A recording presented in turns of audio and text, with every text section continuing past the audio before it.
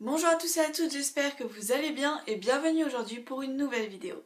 Cette semaine, j'ai décidé de vous faire un book haul et de vous présenter les 5 livres que j'ai eus à Noël. Vous allez voir, dans ce book haul, on a une sélection un petit peu diverse puisqu'on a à la fois du young adult, du jeunesse, mais aussi du contemporain ou encore un livre créatif. Bref, on commence ensuite avec les livres contemporains et tout d'abord le premier livre que j'ai lu cette année 2017 puisqu'il s'agit de Réparer les vivants de Maëlys Kerangal. Je vais juste vous présenter le livre et son résumé, mais par contre si vous voulez avoir un avis complet et savoir ce que j'ai pensé de cette lecture, je vous renvoie au blog ou attendez la semaine prochaine parce que je vais vous faire un update lecture. Pour faire simple, dans cette histoire, on va retrouver un jeune homme, Simon Limbre, qui est passionné de surf et qui adore se rendre à l'aube sur la plage et chevaucher les vagues avec ses meilleurs amis.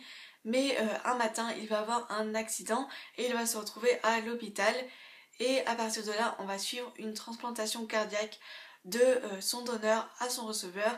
Et on va vivre tout ça à travers tous les personnages qui gravitent autour de Simon. Je ne vous en dis pas plus, mais c'est un moment à découvrir très émouvant. On continue avec le second livre que j'ai eu à Noël, puisqu'il s'agit du Club des Incorrigibles Optimistes de Jean-Michel Guénassia aux éditions Le Livre de Poche. Ce roman nous annonce que dans cette histoire, on va retrouver plusieurs personnages qui vont se regrouper dans un club d'échecs. Certains sont échappés, ils ont traversé le rideau de fer pour se rendre à Paris et sauver leur peau. On nous parle aussi d'un personnage qui est un lecteur compulsif et qui est passionné de rock'n'roll.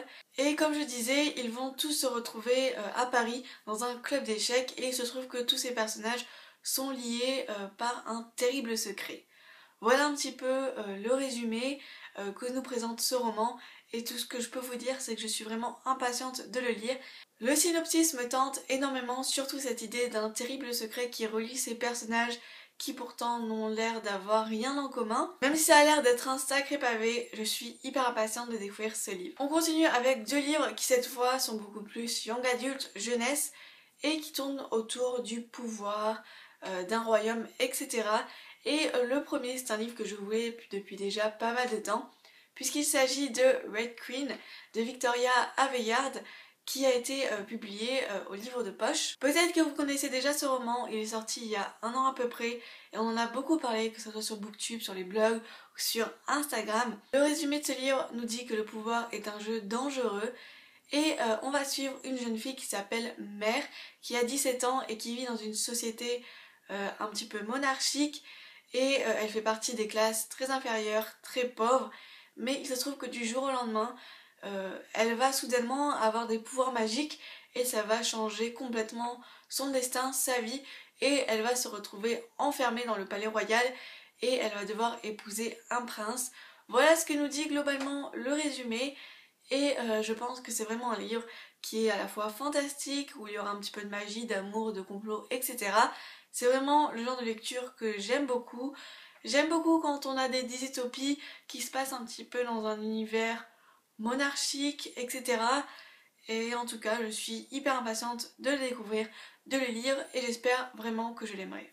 L'avant-dernier livre de ce book haul est également une dystopie qui tourne autour du pouvoir monarchique et des différents castes, puisqu'il s'agit du Joyau de Amy Ewing aux éditions Robert Laffont et à la collection R. Dans le synopsis, on nous dit que le Joyau est tout simplement le lieu le plus réputé et le plus élevé de cette société où règne richesse, royauté ou encore beauté. Et on va retrouver une jeune fille, Violette, qui elle est une jeune fille très pauvre et qui est contrainte d'être un petit peu l'esclave, la servante dans le Joyau, donc dans ce palais royal.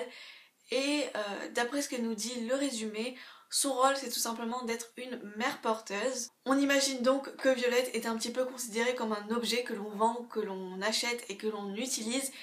Et elle va se retrouver malgré elle au palais royal et elle va un petit peu découvrir l'envers du décor et tout ce qui se cache derrière ce joyau qu'on dit magnifique et parfait. Enfin en tout cas c'est ce que nous promet le résumé. Et j'imagine également qu'il va y avoir une romance puisqu'on nous dit à la fin du synopsis qu'elle va faire la connaissance d'un séduisant garçon qui bien entendu appartient à une classe qui n'est pas la sienne. Et enfin, le dernier livre de ce book haul et qui je crois est mon coup de cœur de cette vidéo et que je suis trop contente de vous présenter. Il s'agit tout simplement du livre créatif Tout commence de Marilie Patel aux éditions Le Livre de Poche.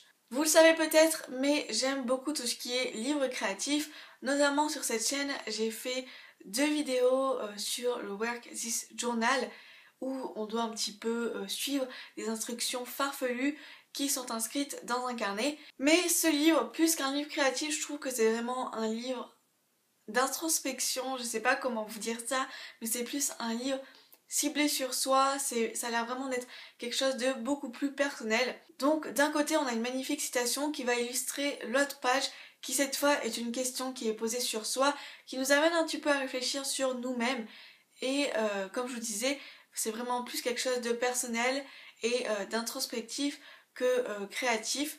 Dans la préface, l'auteur nous raconte un petit peu ce qui l'a motivé pour créer cette œuvre et elle nous parle que durant une certaine période de sa vie, elle a été un peu paumée, elle ne savait pas où se diriger, quelle voie professionnelle prendre, etc. Et elle nous dit que parfois les questions les plus difficiles, les questions qu'on se pose sur soi, nous permettent vraiment d'ouvrir des portes et je trouve que c'est un livre hyper intelligent. J'espère vraiment que quand j'aurai complété tout ce livre, eh bien je serai plus sûre de moi et que j'en connaîtrai plus sur moi. En tout cas, c'est vraiment un livre que je trouve magnifique et donc c'est pour ça que je vais vous tourner quelques plans pour vous montrer un petit peu toutes les citations, toutes les questions qu'on peut retrouver dans ce livre. Allez, c'est parti!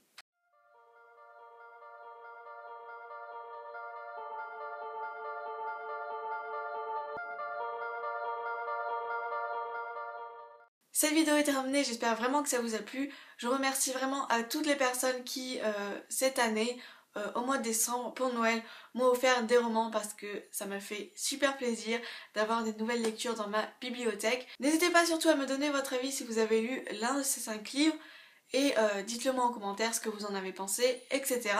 Sur ce, je vous dis à la semaine prochaine pour une nouvelle vidéo. Bye!